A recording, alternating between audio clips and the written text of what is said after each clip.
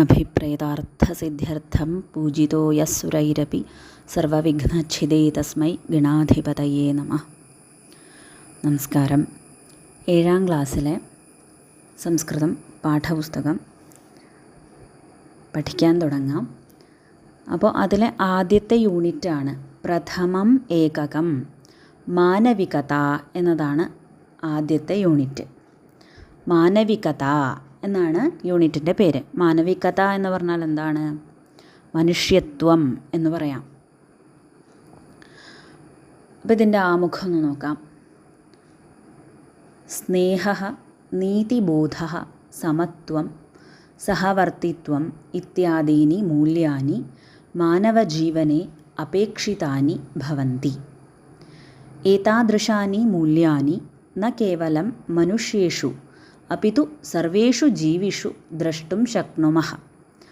ഈദൃശാനാം മൂല്യാനാം പ്രാധാന്യദ്യോതകാः അനേകേ സന്ദർഭാः സംസ്കൃതസാഹിത്ये സന്തി.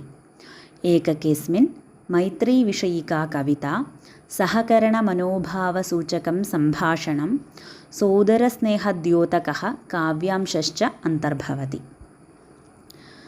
സംസ്കൃതം എന്തിന് പഠിക്കണം എന്ന ഒരു ചോദ്യം ഒരാൾ ചോദിച്ചു കഴിഞ്ഞാൽ അതിനുള്ള ഒരു ഉത്തരമാണ് മനുഷ്യത്വമുണ്ടാകാൻ എന്നുള്ളത്. അതിനുള്ള ഒരു ഉത്തരമാണ് മാനവികതയുണ്ടാകാൻ, ജീവിതത്തിൽ മൂല്യങ്ങളുണ്ടാകാൻ, നല്ല വ്യക്തിത്വമുണ്ടാകാൻ, ഇതൊക്കെ അതിനുള്ളൊരു ഉത്തരമാണ്. അപ്പോൾ ഈ മാനവികതയെ പറ്റിയിട്ടുള്ള ഒരു യൂണിറ്റാണ് ആദ്യം തന്നെ ഇവിടെ തുടങ്ങുന്നത്. അപ്പോൾ എന്താണ് ആമുഖത്തിൽ പറയുന്നത്?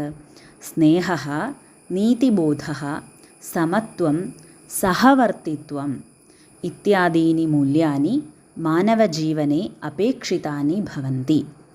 മാനവജീവനെ, മനുഷ്യൻ്റെ ജീവിതത്തിൽ അപേക്ഷിതാനി, അത്യാവശ്യം വേണ്ട മൂല്യങ്ങൾ എന്തൊക്കെയാണ്? സ്നേഹഃ, സ്നേഹം, നീതിബോധം, സമത്വം, സഹവർത്തിത്വം തുടങ്ങിയിട്ടുള്ള മൂല്യങ്ങൾ മനുഷ്യജീവിതത്തിൽ അത്യാവശ്യം വേണ്ട കാര്യങ്ങളാണ്. ഏതാദൃശാനി മൂല്യാനി ന കേവലം മനുഷ്യേഷു അപിതു സർവേഷു ജീവിഷു ദ്രഷ്ടും ശക്നുമഃ. പക്ഷേ ഇങ്ങനെയുള്ള മൂല്യങ്ങൾ മനുഷ്യന്മാരിൽ മാത്രമല്ല കാണുന്നത്, അനേകം എല്ലാ ജീവികളിലും കാണപ്പെടുന്ന മൂല്യങ്ങൾ തന്നെയാണ് ഇവയൊക്കെ. ഈദൃശാനാം മൂല്യാനാം പ്രാധാന്യദ്യോതകാः അനേകേ സന്ദർഭാः സംസ്കൃതസാഹിത്യെ സന്തി. അപ്പോൾ സംസ്കൃത സാഹിത്യം എടുത്തു കഴിഞ്ഞാൽ ഈ മൂല്യങ്ങളെ പറ്റി പറയുന്ന ഒരുപാട് ആശയങ്ങൾ, ഒരുപാട് സന്ദർഭങ്ങൾ സംസ്കൃത സാഹിത്യത്തിൽ പല ദിക്കിലായിട്ട് വരുന്നുണ്ട്. അതുകൊണ്ട് തന്നെയാണ് നല്ല ഒരു വ്യക്തിയാകാൻ വേണ്ടി അത്യാവശ്യമായിട്ട് പഠിക്കേണ്ട ഒരു ഭാഷയാണ് സംസ്കൃതം എന്ന് പറയുന്നത്. ഏകകേസ്മിൻ മൈത്രീ വിഷയികാ കവിത. മൈത്രി എന്ന് പറഞ്ഞാൽ സൗഹൃദം. സൗഹൃദം വിഷയമാക്കിക്കൊണ്ടുള്ള ഒരു കവിതയുണ്ട് ഈ യൂണിറ്റിൽ. സഹകരണ മനോഭാവസൂചകം സംഭാഷണം. സഹകരണ മനോഭാവത്തെ പറ്റി പറയുന്ന ഒരു സംഭാഷണമുണ്ട്. സോദരസ്നേഹദ്യോതകഃ കാവ്യാംശശ്ച അന്തർഭവതി. സഹോദര സ്നേഹത്തെ പ്രകാശിപ്പിക്കുന്ന ഒരു കാവ്യാംശം കൂടി ഇതിൽ ഈ ഒരു യൂണിറ്റിലുണ്ട് എന്നാണ് ഇവിടെ പറയുന്നത്. അപ്പോൾ ഈ യൂണിറ്റിലെ ആദ്യത്തെ പാഠമാണ് പ്രഥമഃ പാഠഃ വിശ്വം ജയാമ. ആദ്യത്തെ പാഠമാണ് വിശ്വം ജയാമ, വിശ്വത്തെ നമുക്ക് ജയിക്കാം എന്നുള്ള ഒരു പാഠം എന്നതാണ് ഈ പാഠത്തിൻ്റെ ശീർഷകം എന്ന് പറയുന്നത്. അപ്പോൾ ഇവിടെ 4 കോളത്തിലായിട്ട് കൊടുത്തിരിക്കുന്നു. സ്നേഹഃ, കോപഃ, അസൂയ, വാത്സല്യം എന്ന്. അപ്പോൾ ഇവിടെ ഗുണത്തിന് നേരെ ടിക്ക് കൊടുക്കാനും ദോഷത്തിന് നേരെ അവഗുണം, ദോഷത്തിന് നേരെ തെറ്റ് കൊടുക്കാനുമാണ് പറയുന്നത്. അപ്പോൾ ഇതിലെ ഗുണം എന്താണ്? സ്നേഹവും വാത്സല്യവുമാണ് ഗുണമായിട്ട് ഉള്ളത്. കോപവും അസൂയയും ദോഷവുമാണ്, അല്ലേ? അപ്പോൾ നമുക്ക് വിശ്വം ജയാമ എന്നുള്ള ഈ പാഠത്തിൻ്റെ ആമുഖം നോക്കാം. മനുഷ്യജീവനെ അസ്മാഭിः ആർജനീയാः ബഹവോ ഗുണാः സന്തി. മനുഷ്യൻ്റെ ജീവിതത്തിൽ നമ്മൾ ആർജിച്ചെടുക്കേണ്ടതായിട്ടുള്ള ഒരുപാട് ഗുണങ്ങളുണ്ട് അല്ലേ? എല്ലാ ഗുണങ്ങളും നമ്മൾ ജനിക്കുമ്പോൾ ഒരു പക്ഷേ എപ്പോഴും നിഷ്കളങ്കനായിട്ടാണ് ജനിക്കുക അല്ലേ? ഒന്നും അറിയില്ല, കുട്ടികളെപ്പോഴും നിഷ്കളങ്കരാണ്. പക്ഷെ വലുതാവും തോറും ഓരോരോ സാഹചര്യങ്ങളെ കൊണ്ടുമൊക്കെ നമ്മളിലേക്ക് ഒരുപാട് ദോഷങ്ങൾ ചിലപ്പോൾ വന്നു ചേരാം അല്ലേ? അപ്പോൾ വളരും തോറും നമ്മൾ ആർജിച്ചെടുക്കേണ്ടതായിട്ടുള്ള കുറേ ഗുണങ്ങളുണ്ട്. തേഷു ഗുണേഷു ദയാ, സ്നേഹഃ, ക്ഷമ, ധീരത, മൈത്രി, നീതിബോധഃ ഇത്യാദയഃ പ്രമുഖാഃ ഭവന്തി. അപ്പോൾ നമ്മൾ ആർജിച്ചെടുക്കേണ്ടതായിട്ടുള്ള ഗുണങ്ങളിൽ ചിലത് ഏതൊക്കെയാണ്? ദയയുണ്ടാവുക, സ്നേഹമുണ്ടാവുക, ക്ഷമയുണ്ടാവുക, ധീരത ഉണ്ടാവുക, മൈത്രി, സൗഹൃദഭാവം, അതിനെയാണ് മൈത്രി എന്ന് പറയുന്നത്. മൈത്രി ഉണ്ടാവണം, നീതിബോധമുണ്ടാകണം. ഇവയൊക്കെ വളരെ പ്രധാനപ്പെട്ടതാണ് ആ ഗുണങ്ങളിൽ. നമ്മുടെ സമൂഹത്തിൻ്റെ നന്മ നിറഞ്ഞൊരു സമൂഹം നിലനിൽക്കണമെങ്കിൽ വളർന്നു വരുന്ന കുട്ടികൾ ഈ ഗുണങ്ങളെല്ലാം തീർച്ചയായും നേടിയെടുക്കേണ്ടതാണ്. ഇമേ ഗുണാഃ മാനവം സംസ്കുർവന്തി. ഈ ഗുണങ്ങൾ മനുഷ്യനെ സംസ്കരിച്ചെടുക്കുന്നു. എപ്പോഴും സംസ്കരിച്ചെടുക്കുക എന്ന് പറഞ്ഞാൽ എന്താണ്? ശുദ്ധമാക്കി എടുക്കുക എന്നാണ് അർത്ഥം. അപ്പോൾ ഈ ദയ, സ്നേഹം, ക്ഷമ, ധീരത, മൈത്രി, നീതിബോധം തുടങ്ങിയ ഗുണങ്ങളൊക്കെ മനുഷ്യനെ ഇങ്ങനെ കടഞ്ഞ് നല്ല ഒരു വ്യക്തിയാക്കി എടുക്കുന്നു. തദാ ഏവ മാനവഃ വസുധൈവ കുടുംബകം ഇതി ഭാവനാമാപ്നോതി. അപ്പോൾ അങ്ങനെയുള്ള ഒരു മനുഷ്യന് മാത്രമേ വസുധൈവ കുടുംബകം എന്ന ആശയത്തിനെ സ്വീകരിക്കാൻ പറ്റുള്ളൂ, അല്ലെങ്കിൽ ആ ഭാവനയെ ഉൾക്കൊള്ളാൻ പറ്റുള്ളൂ. വസുധൈവ കുടുംബകം എന്ന് പറഞ്ഞാൽ എന്താണ്? ഈ വസുധ തന്നെ, ഭൂമി തന്നെയാണ് എൻ്റെ കുടുംബം. അപ്പോൾ ഈ ഭൂമിയിൽ ജീവിക്കുന്ന എല്ലാ ചരാചരങ്ങളും എല്ലാവരും എൻ്റെ കുടുംബത്തിലെ അംഗത്തെ പോലെയാണ് എന്ന് കാണാൻ സാധിക്കണമെങ്കിൽ, അങ്ങനെ മനസ്സിൽ തോന്നുമ്പോൾ മാത്രമാണ് മറ്റൊരാളോട് ദേഷ്യമില്ലാതിരിക്കുക, അസൂയയില്ലാതിരിക്കുക, യുദ്ധങ്ങളില്ലാതിരിക്കുക ഒക്കെ അങ്ങനെയാണ്. എല്ലാവർക്കും അങ്ങനെയുള്ള ഭാവന തോന്നിക്കഴിഞ്ഞാൽ പിന്നെ ലോകത്ത് സമാധാനം മാത്രമേ ഉണ്ടാവുള്ളൂ. അപ്പോൾ ഈ ഗുണങ്ങളൊക്കെ ആർജിച്ച ആൾക്ക് മാത്രമേ ഈ ഭൂമി എൻ്റെ കുടുംബമാണ്, ഓരോരുത്തരും എൻ്റെ കുടുംബത്തിലെ അംഗമാണ് എന്ന് കരുതി ജീവിക്കാനായിട്ട് സാധിക്കുകയുള്ളൂ എന്നാണ് പറയുന്നത്. അപ്പോൾ ഇവിടെ കൊടുത്തിരിക്കുന്ന കവിത നമുക്ക് ആദ്യം ഒന്ന് വായിച്ചു നോക്കാം, എന്നിട്ട് അർത്ഥം നോക്കാം. ആദ്യത്തെ 4 വരി വായിക്കാം. വിശ്വമഖിലം ജേതുമചിരാത് മിത്രകാണി യതാമഹൈ വിശ്വസോദരഭാവനാം ഹൃദി ശാശ്വതം കലയാമരേ. അടുത്ത 4 വരി.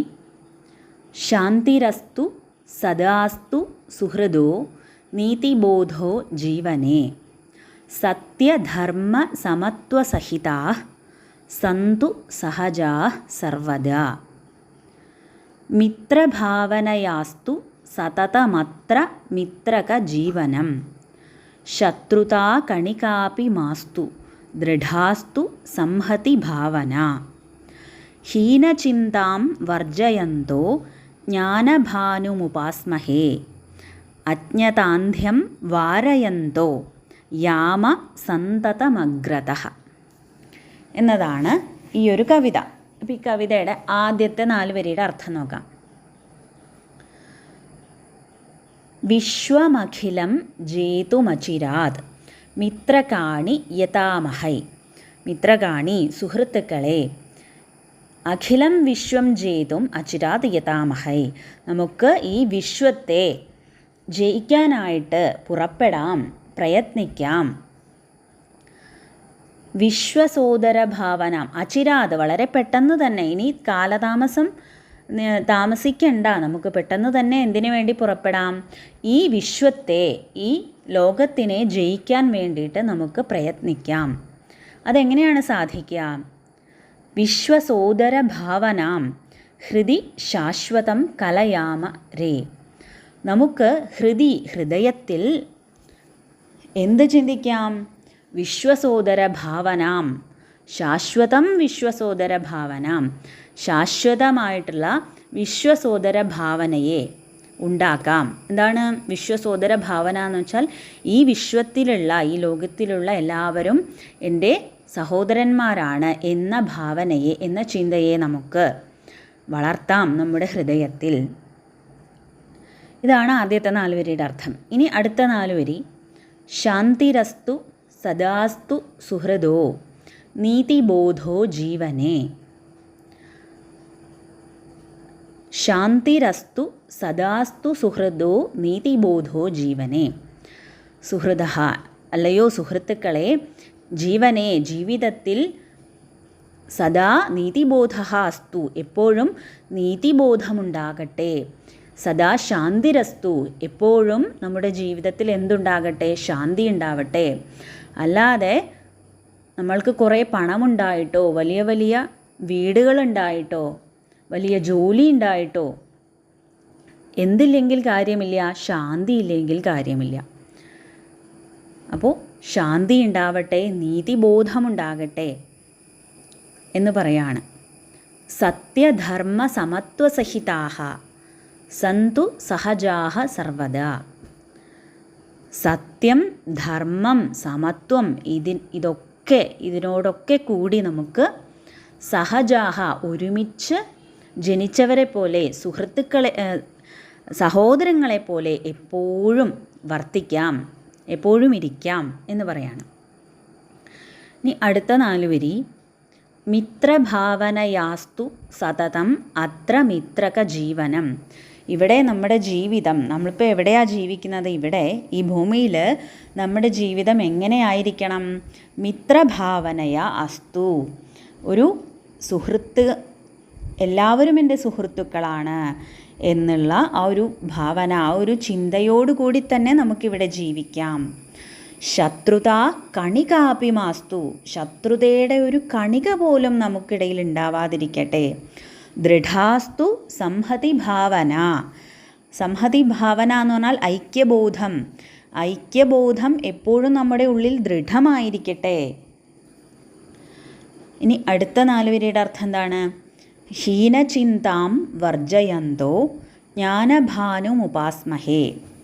ഹീനമായിട്ടുള്ള ചിന്തകളെ, ദുഷിച്ച ചിന്തകളെ നമുക്ക് വർജിക്കാം. വർജയന്തോ, ഉപേക്ഷിക്കാം. എന്നിട്ട് നമുക്ക് എന്ത് ചെയ്യാം? ജ്ഞാനഭാനും ഉപാസ്മഹേ, ജ്ഞാനമാകുന്ന സൂര്യനെ ഉപാസിക്കാം. ജ്ഞാനമാകുന്ന സൂര്യനെ നമുക്ക് ഉപാസിക്കാം. അജ്ഞതാന്ധ്യം, അപ്പോൾ എപ്പോഴും നമുക്കിടയിൽ അസൂയയും ദേഷ്യവും മറ്റുള്ളവരോട് പകയുമൊക്കെ എപ്പോഴാണ് ഉണ്ടാവുന്നത്? നമ്മുടെ ഉള്ളിൽ അജ്ഞാനം ഉണ്ടാകുമ്പോഴാണ്. അജ്ഞതാന്ധ്യം, അജ്ഞതയാകുന്ന അന്ധത ഉണ്ടാകുമ്പോഴാണ് നമ്മുടെ ഉള്ളിൽ ഇങ്ങനെ ഹീനമായിട്ടുള്ള ചിന്തകൾ ഉണ്ടാകുന്നത്. അപ്പോൾ നമുക്ക് അതിനെയൊക്കെ ഉപേക്ഷിക്കാം. ജ്ഞാനമാകുന്ന സൂര്യനെ നമുക്ക് ഉപാസിക്കാം. അപ്പോൾ ജ്ഞാനം നമ്മുടെ ഉള്ളിൽ തെളിയുമ്പോൾ എന്താണ്? നമ്മൾ സമചിത്തരായിരിക്കും, എല്ലാവരോടും ഒരുപോലെ സ്നേഹമുള്ളവരായിരിക്കും. യാമ സന്തതമഗ്രത.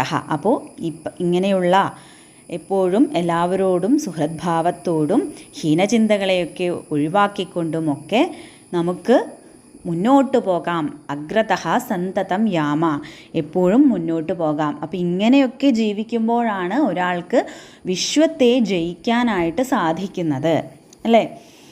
നമ്മുടെ മുന്നിൽ ഒരുപാട് ഉദാഹരണങ്ങളുണ്ട്.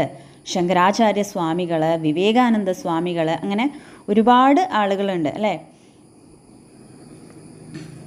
ശ്രീരാമകൃഷ്ണ പരമഹംസർ, ഇങ്ങനെ ഒരുപാട് ഉദാഹരണങ്ങളുണ്ട്. ഇങ്ങനെ സമത്വഭാവനയോടെ എല്ലാവരെയും ഒരുപോലെ കണ്ടുകൊണ്ട് ജീവിച്ച അവരാണ് വിശ്വത്തെ ജയിച്ചവർ അല്ലേ. അപ്പോൾ അവരെ പോലെയൊക്കെ നമുക്ക് വിശ്വത്തെ ജയിക്കാം എന്നതാണ് ഈ ഒരു കവിതയുടെ അർത്ഥം.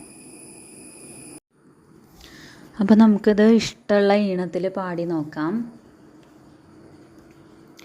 വിശ്വമഖിലം ജേതുമചിരാത് മിത്രകാണിയതാമഹൈ വിശ്വസോദരഭാവനാം ഹൃദി ശാശ്വതം കലയാമരേ.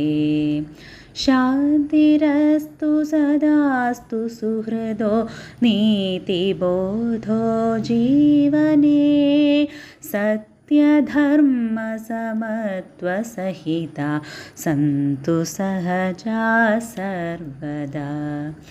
മിത്രഭാവനയാസ്തു സതതം അത്ര മിത്രകജീവനം ശത്രുതാകണികാപി മാസ്തു ദൃഢാസ്തു സംഹതി ഭാവന. ഹീനചിന്താം വർജയന്തു ജ്ഞാനഭാനുമുപാസ്മഹേ അജ്ഞതാന്ധ്യം വാരയന്തോ യാമസന്തതമഗ്രതഃ.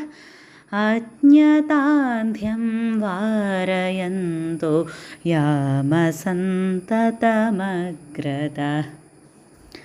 ഇനി നമുക്ക് അടുത്ത ക്ലാസ്സിൽ നോക്കാം.